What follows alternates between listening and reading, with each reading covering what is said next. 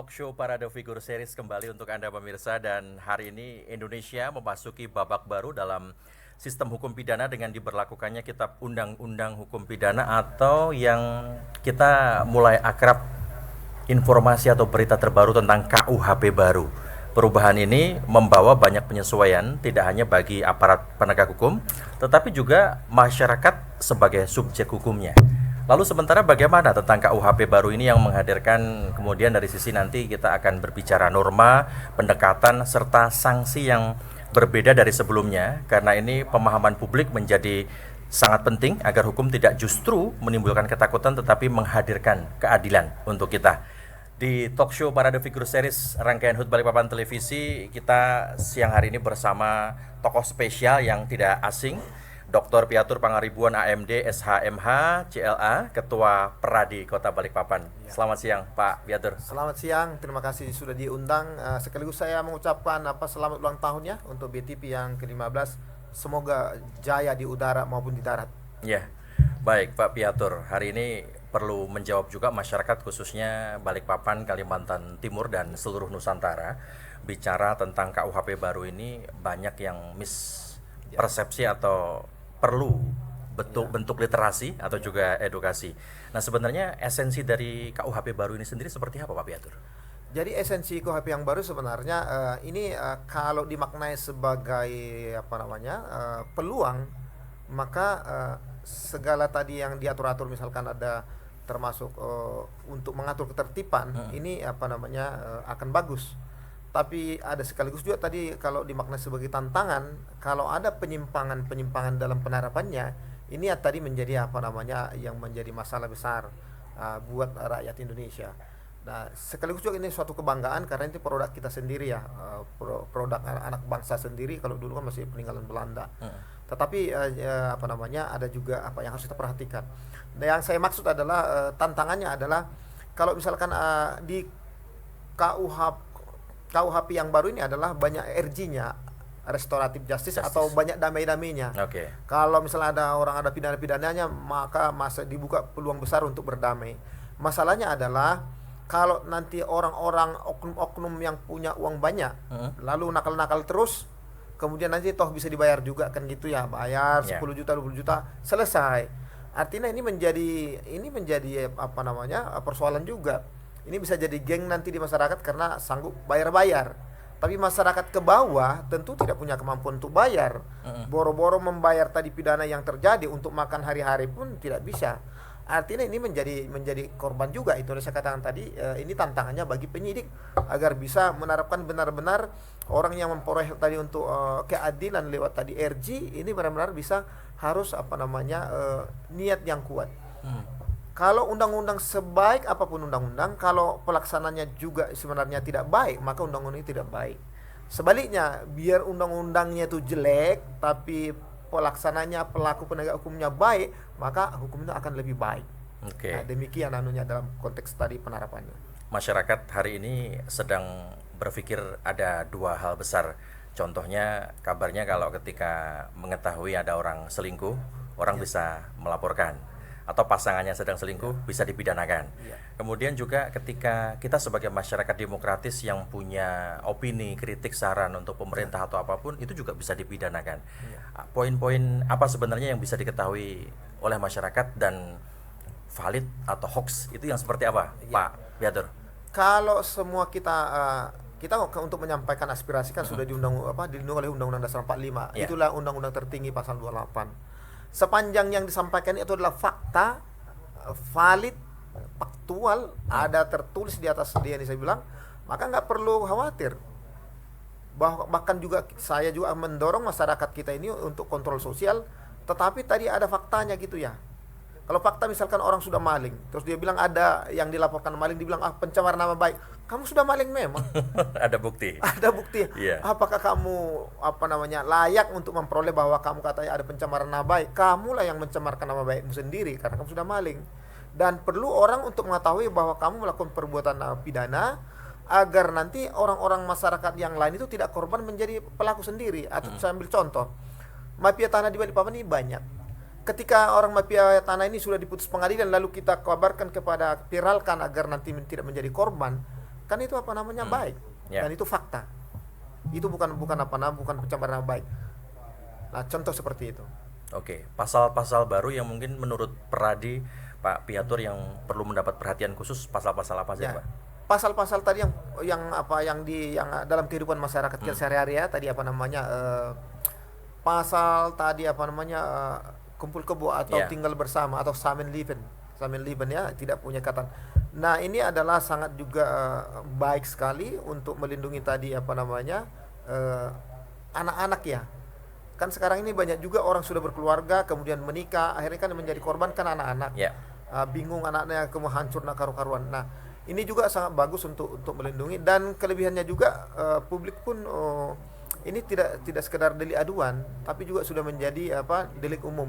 Artinya siapapun, kita lihat tetangga seperti itu kan tetangga bisa melaporkan. Nah, ini apa namanya, kalau seperti kalau dulu kan, kalau undang-undang agama ini sekarang diperkuat lagi dengan hukum positif tadi yang undang kita yang baru, bahwa siapapun nanti apa namanya yang masih ada istrinya kemudian pacaran, ini kan kultur kita juga rusak ya, kultur kita rusak juga. Dan sekaligus juga menurut saya yang suka kawin kontrak kayak gitu ya, usaha kawin kontrak, Kawin sirih juga termasuk. kawin siri juga kan seperti itu kan. Nah, ini juga tadi untuk menghindari hal-hal seperti itu. Jadi kalau dengan berjalannya menurut saya dengan KUHP kita yang baru ini juga akan menata tadi kehidupan kehidupan masyarakat kita sehari-hari, atau sering kita maknai namanya social engineering, maka akan terbentuk nanti pelan-pelan akan semakin baik. Yang lagi viral memang bicara tentang kawin sirih, kemudian selingkuh bisa dipidanakan. Sementara yang misalkan pria selingkuh dengan perempuan lain tapi sudah kawin sirih, Pak. Lalu kemudian si prianya ini untuk terbebas dari ancaman pidana, maka dia kembali ke istri sahnya agar tidak sama yang selingkuhannya ini. Nah, itu apakah bisa juga disiasati secara ini, Pak? Seperti yang saya sampaikan di awal, bahwa undang-undang ini sangat membuka peluang untuk restoratif justice. Restoratif justice. Jadi untuk mendamaikan di luar tadi pengadilan. Jadi di luar pengadilan maupun di tahap pengadilan sama kejaksaan itu masih dimungkinkan gitu ya. Nah, ini juga kenapa RJ ini sebenarnya ini menjadi peluang besar. Kalau semua juga ini diproses ke pidana, maka penuh penjara. Sekarang ini saja penjara seluruh Indonesia kan udah over kapasitas. Nah, jadi kalau nggak disosialisasikan dengan baik ini masalah juga. Karena tadinya secara spesifik kemarin yang nikah nggak ada spesifik diatur pidana, sekarang udah diatur. Kemudian ada yang mengganggu ibadah juga spesifik udah diatur. Udah banyak pasal-pasal yang spesifik diatur. Artinya kalau dilapor bisa masuk ke sana.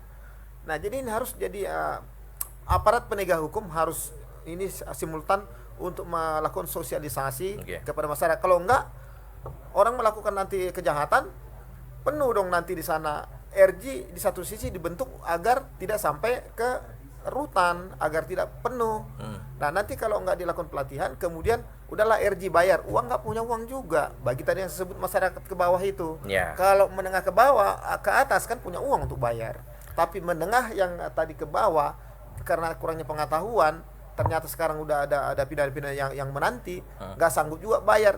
Berarti bingung dong bagaimana menyelesaikan ini. Mau bayar RJ-nya nggak ada. Berarti ujung-ujungnya harus masuk ke sana, penuh lagi lah di sana. Nah, ini juga salah satu yang harus diperhatikan aparat penegak hukum.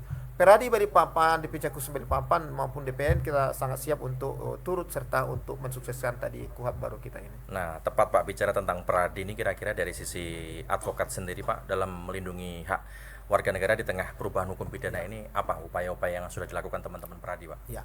Sebelum KUHP yang baru pun kan sudah ada kita ada bantuan hukum ya dari LBH kita. Jadi yang prodeo bisa kita lakukan. Dan ini juga momen baru, mudah-mudahan bisa kerjasama Peradi dengan nanti BTV ya, karena banyak juga kasus-kasus yang besar ini yang sulit. Salah satunya pembunuhan yang di Balikpapan Timur ya, sampai sekarang tidak selesai, maka sudah 2 tahun belum terungkap orangnya.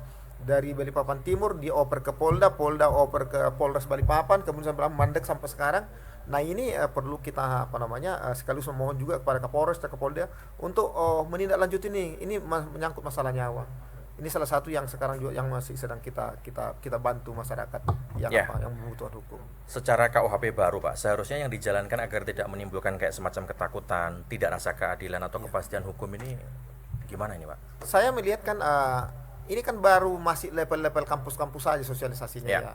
Padahal pasal-pasalnya begitu banyak kan gitu ya. Kemudian tidak maksimal sosialisasi. Nah, dalam hal ini saya juga mengajak ya khususnya aparat penegak hukum, kemudian kejaksaan, kepolisian, termasuk juga dengan teman-teman organisasi advokat bersama-sama kita untuk tadi melakukan ini secara berkelanjutan.